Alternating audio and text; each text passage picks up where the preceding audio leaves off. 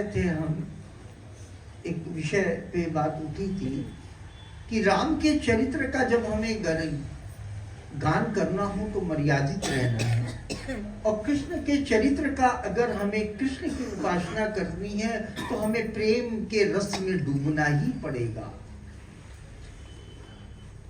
इसी तरह से अन्य देवताओं की उपासना करने के लिए वैसा ही हमें अंतःकरण अपना बनाना होगा।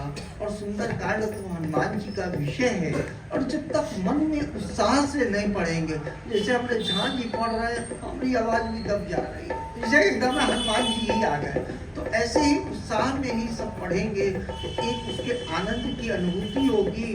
वैसे तो एक दृष्टांत और भी है, कृष्ण को गौचर कहा गया। गौचर, गाय चराने वाला। तो क्या कृष्ण क्या ग्वाला थे क्या? नहीं थे, लेकिन गैया चराते थे, उसका कारण था। और इसी तरह गोस्वामी तुलसीदास जी विनय पत्रिका में राम को वनचर कहा है, बानर को चराने वाले। तो ऐसा नहीं कि भगवान राम बंदर को चलाते थे या राम कृष्ण गैया को चलाते थे, ऐसा कुछ नहीं है। क्या विषय? मन जो है वो बंदर के समान है, वो हमेशा उछलता है जैसे बंदर। तो मन जो है वो बंदर है, तो मन को वश में रखने वाले राम, और कृष्ण गौचर। गौचर का मतलब गैया को चलाने वाले। तो गैया क्या है?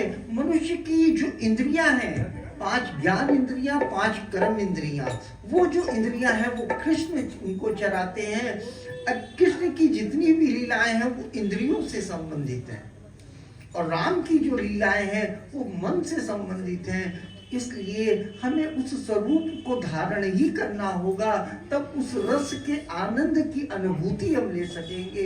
यही इस कथा का मूल है। जब तक हम उस रस में ना आ जाएं, जब तक हमारे पाठ में वो बंदर जैसा उछाल मन में ना आवे, वैसे तो कहीं वेदना है, संवेदना है, रस है, कहीं प्रेम है पूरी कथा में, लेकिन उत्साह तो वैसा ही बनाना होगा जैसे मन को बंदर उछल रहा हो, ऐसा। पुर कबारे देखी बहु कपि मन कीन विचार।